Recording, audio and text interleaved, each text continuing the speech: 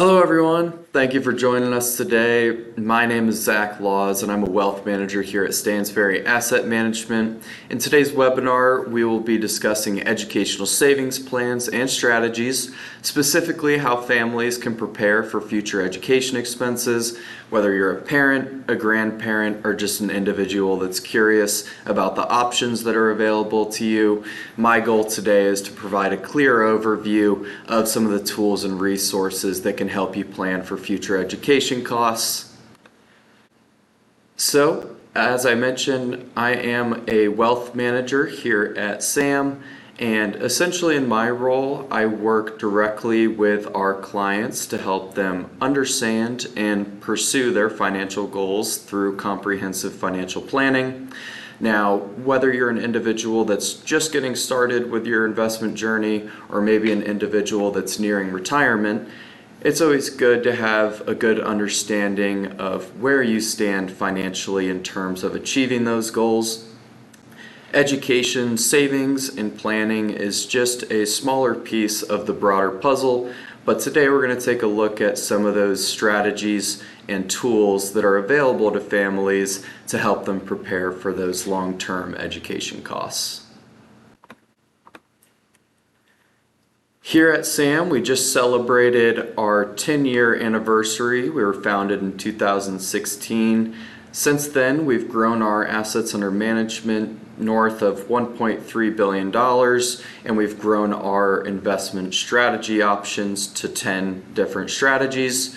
We've also been able to launch our first handful of alternative investment strategies beginning in 2023.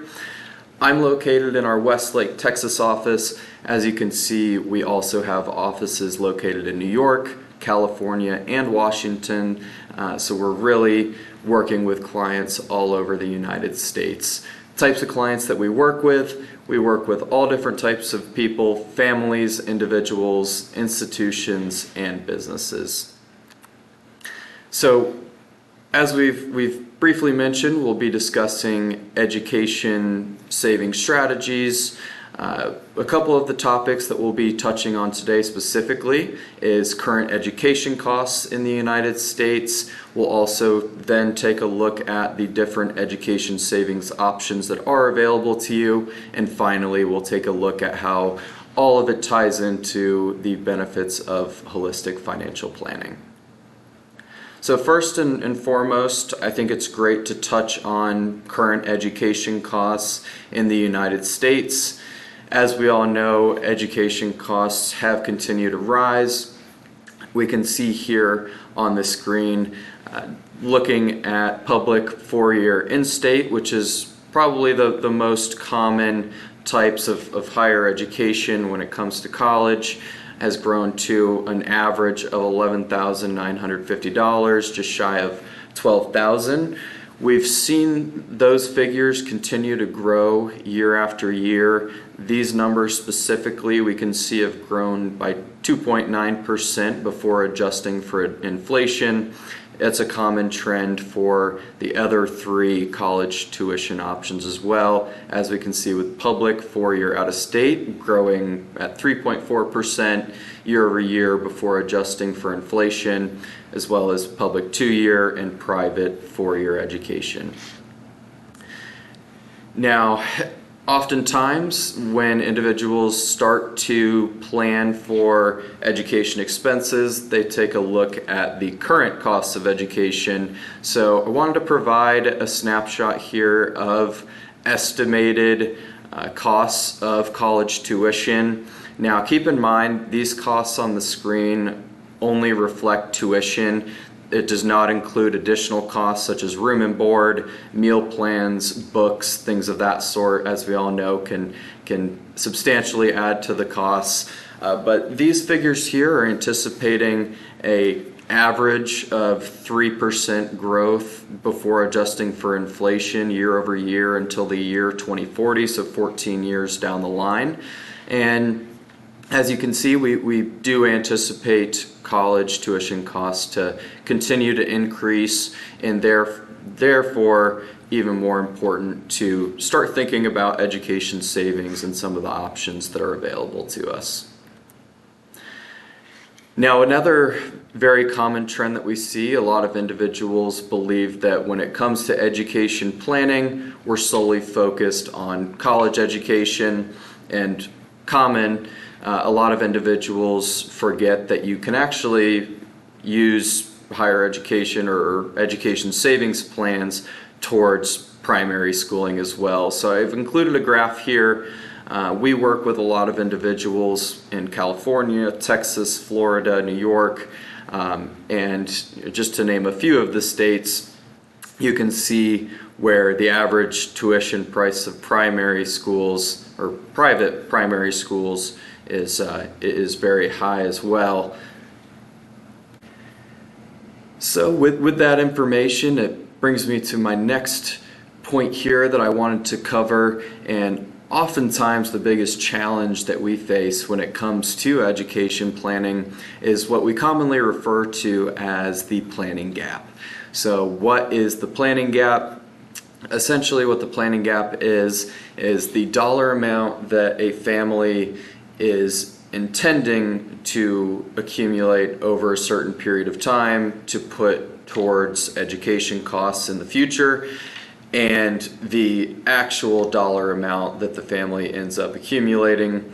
And that's where we see the oftentimes shortfall in actual dollars that are accrued to put towards education. Now, there are several different reasons that this planning gap does take place. Most commonly is the underestimating costs of education. So hence the slides that we just went over, education costs are continuing to rise. Oftentimes families anticipate costs of education based on today's costs, and they don't necessarily anticipate the growth over time, especially when you look at it, if you start planning or saving when you have a newborn, 18 years down the road, the cost of education will be substantially different. The next and also very common point that we see is starting saving too late. Everybody knows that life happens quickly and things come up, and it's easy to put off certain things. Oftentimes education savings is one of those items that gets pushed off until, for example, say your child or grandchild is in the later stages of their primary education. Before going off to college, individuals will start contributing, but oftentimes it is too late. We tend to see a gap there. Third, and what I hope to provide insight and some information on today, is the lack of education savings tools and resources that are available to individuals and to families that are looking to save for education. We'll be discussing several different plans and strategies that are available to you that are not only efficient in the sense of making sure we know the costs of education down the road, but from a tax efficient standpoint, ensuring that we're being as strategic and optimal as possible.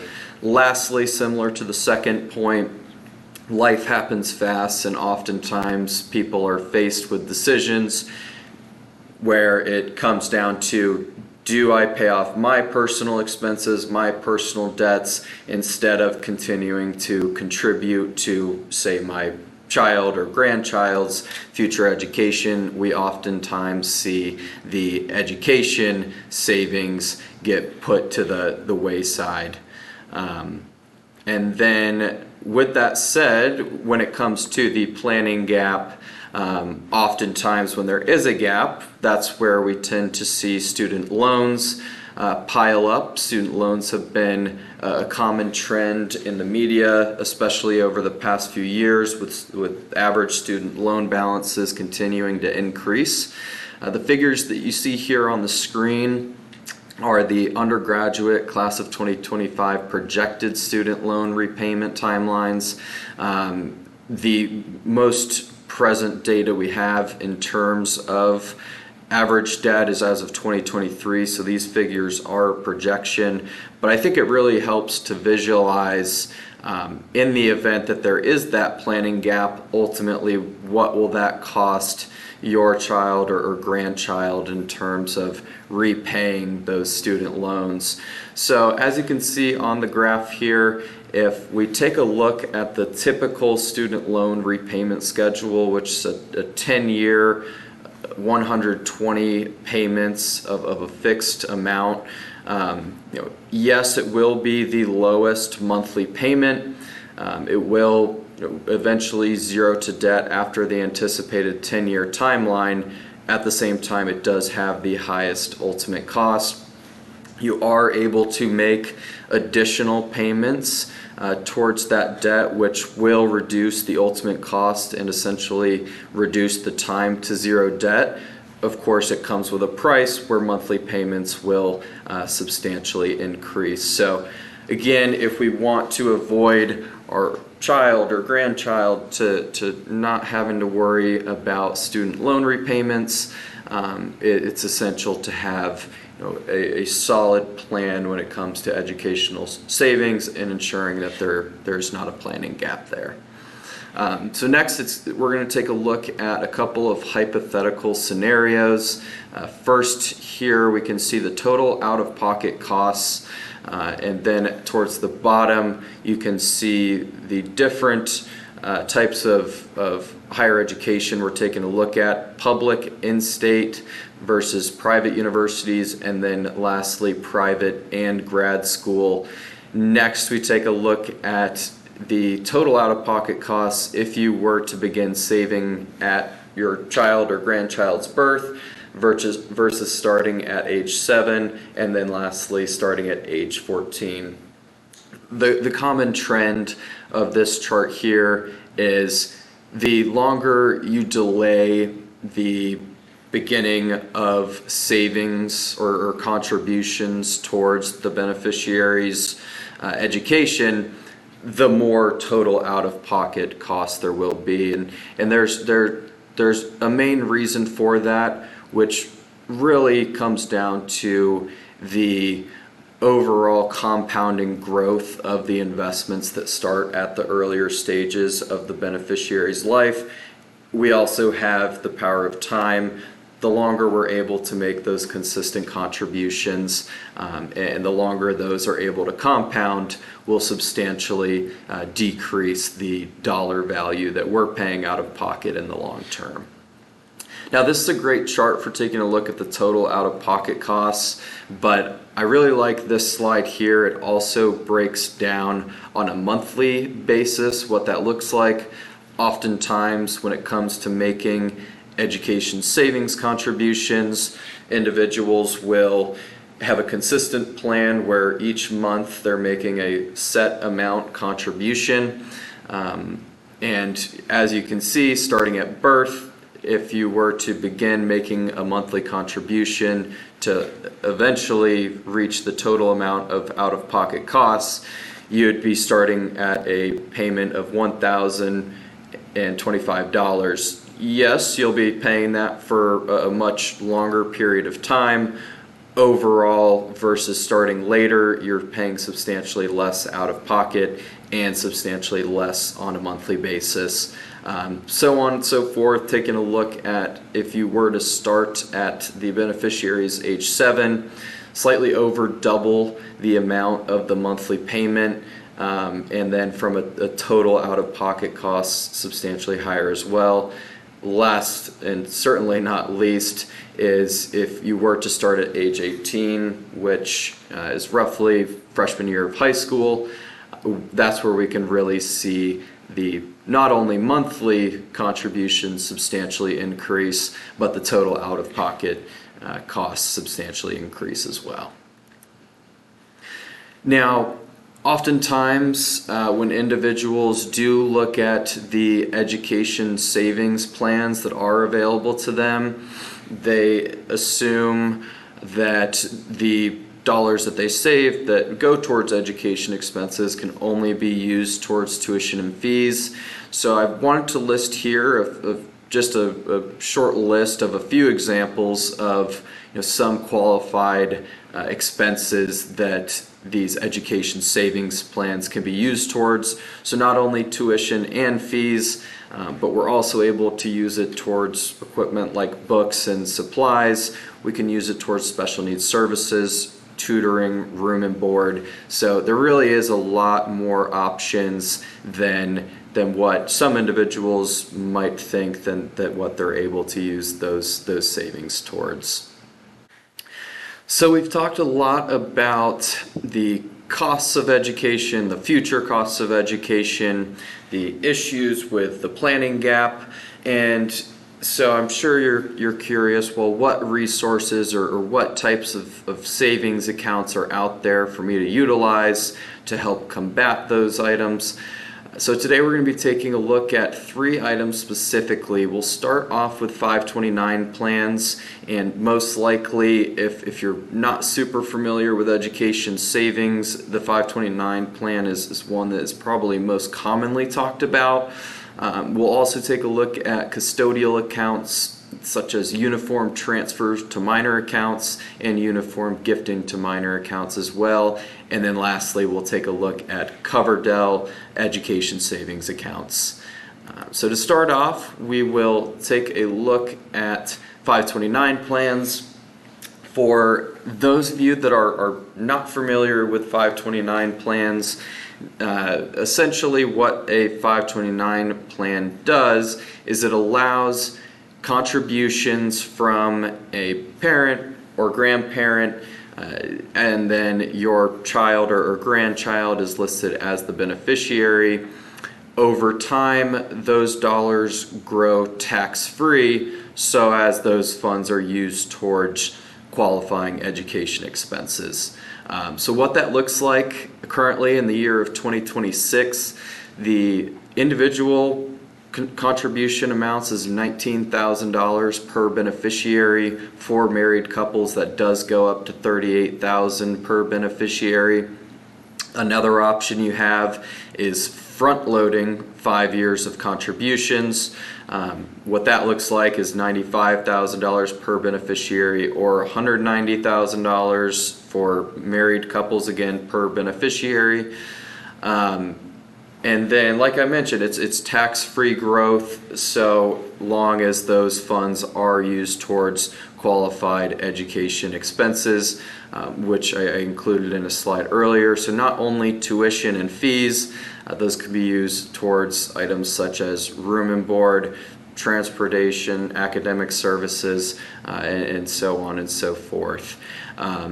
One item in the past that as of January 1st, 2024, that is a great addition to 529 plans and was always a big cause of concern was, what if my child or grandchild does not decide to go to college, or what if they receive a scholarship and there's unused funds in the account?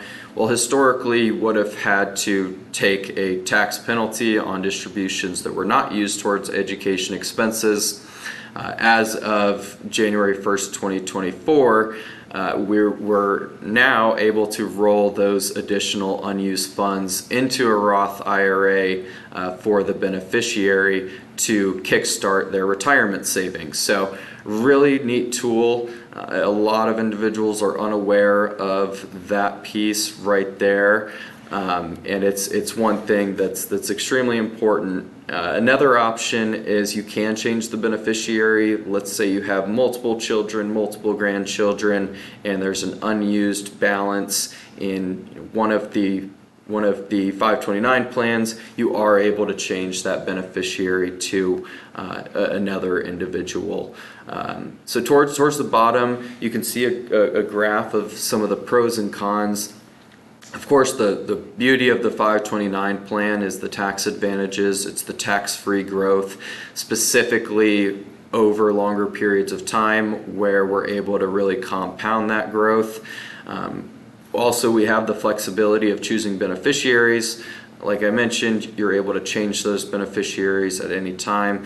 You can also set up a 529 plan in your own Social Security number, and once you have a child, say, you can change the beneficiary over to them at any time. There is higher contribution limits compared to some of the other education savings plans. Like I mentioned, with the $19,000 per beneficiary, as well as $38,000 for married couples, and then we have the front loading option, which is 5 years of contributions, all in one contribution. Again, various qualified education expenses, so not only for tuition and fees, there's an extensive list of costs that will qualify as education expenses. But not everything is a pro. There is a few cons or a few items to consider. It is limited to education expenses. There are some other options that we'll cover here in just a moment, where the funds can be used towards other expenses than specifically education. There's also some limited investment options when it comes to 529 plans.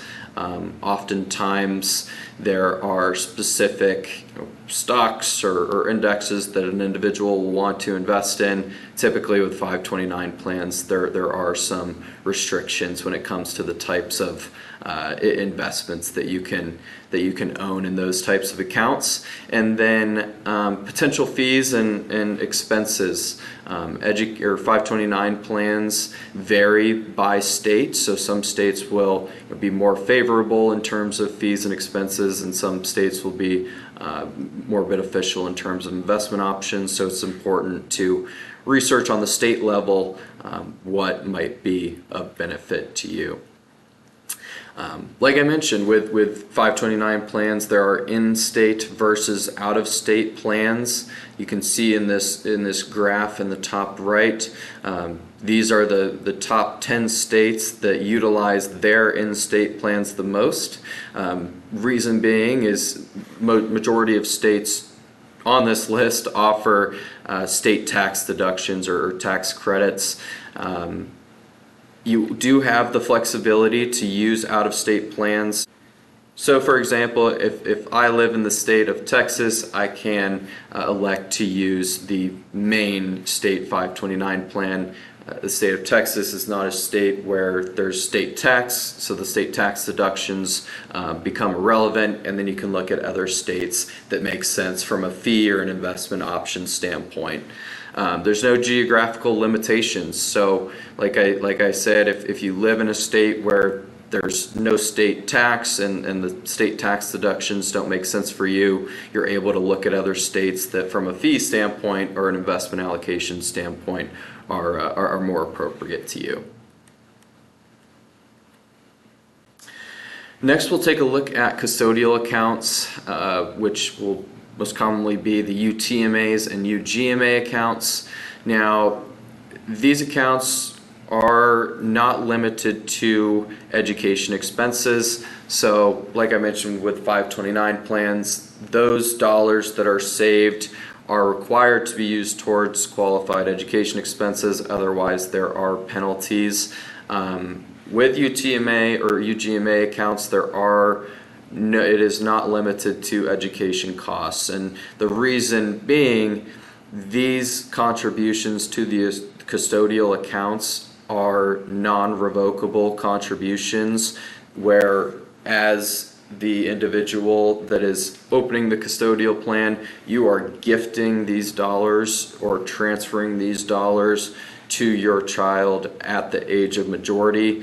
In the meantime, before they reach age of majority, you are able to make investment decisions on their behalf, but you're unable to revoke those contributions.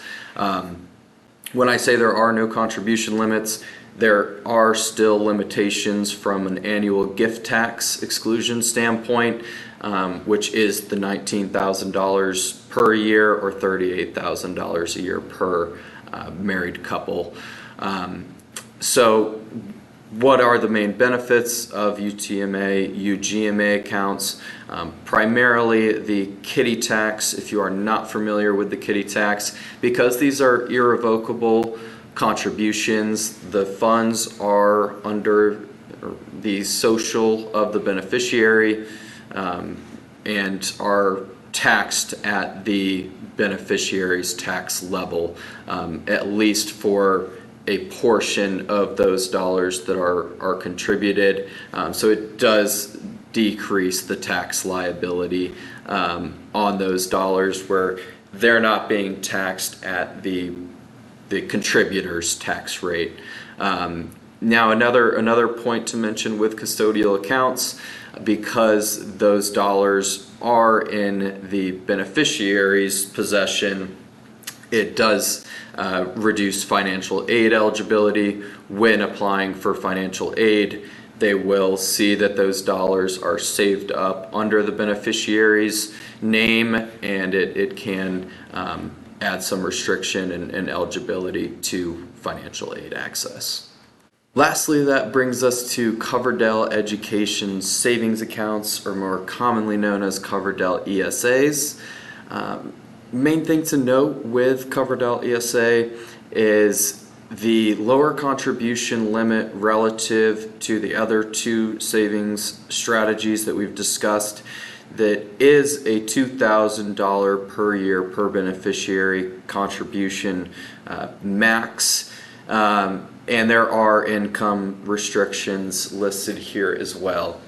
Aside from that, the Coverdell ESAs offer tax-free distributions similarly to that of a 529 plan, as long as those costs are for qualified education expenses. It does offer kindergarten through high school as well as higher education eligibility, and these funds are able to be used until the beneficiary reaches the age of 30. So it does offer a lot of flexibility. One point that's not listed here on the slide, and a main reason of attraction for the Coverdell ESA, is the investment option flexibility. Oftentimes with, for example, a 529 plan, those funds have to be used in pre-built, predetermined portfolios that are built by those providers.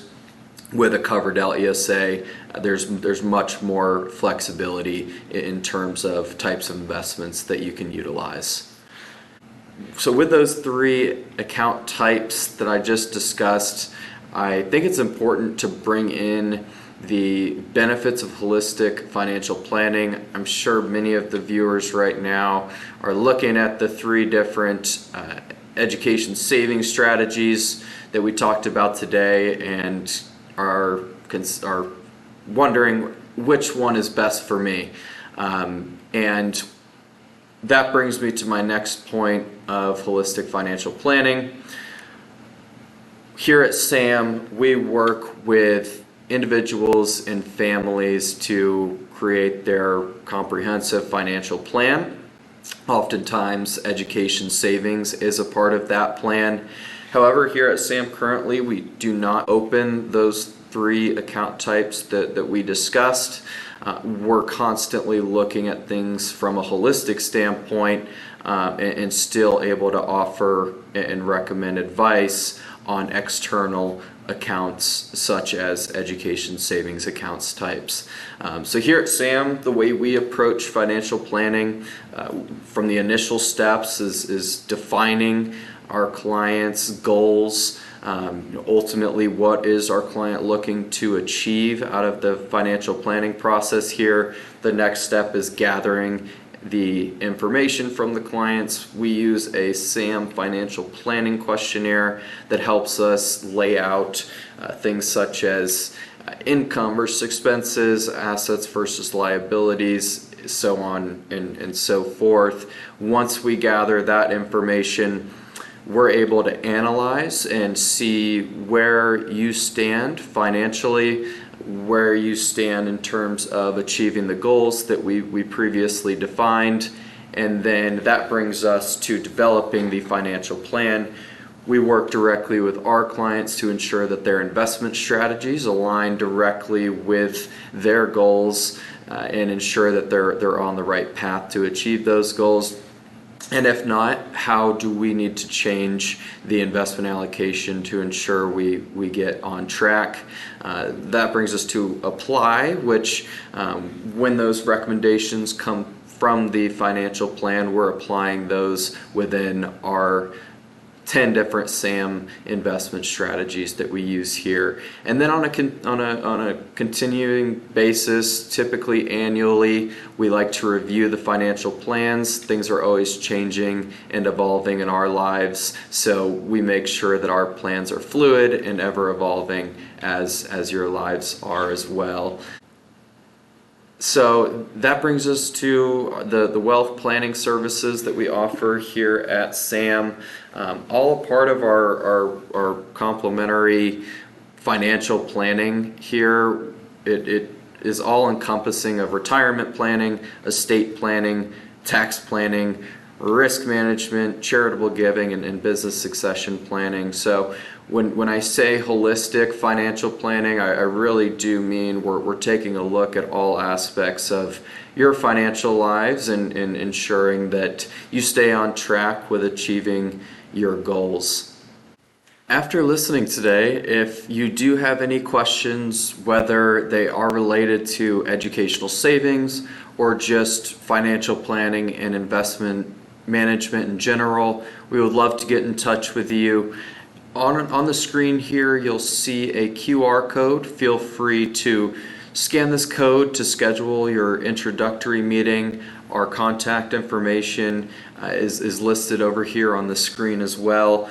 Whether you're an existing client or someone that's just interested in learning more about the services that we offer here at Stansberry Asset Management, we'd love to have a conversation.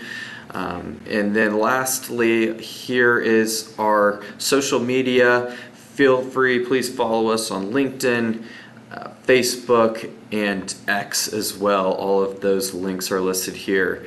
But I just want to wrap up by saying thank you all for your time today. It's been a pleasure discussing these education savings topics, and we look forward to talking soon. Thanks.